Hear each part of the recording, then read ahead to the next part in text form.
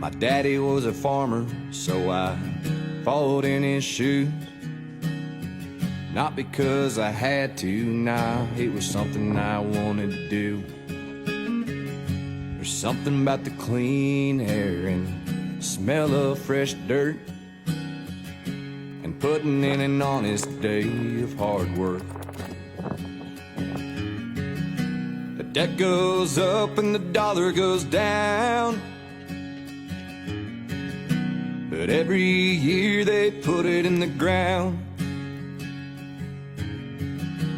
Willing to make that sacrifice,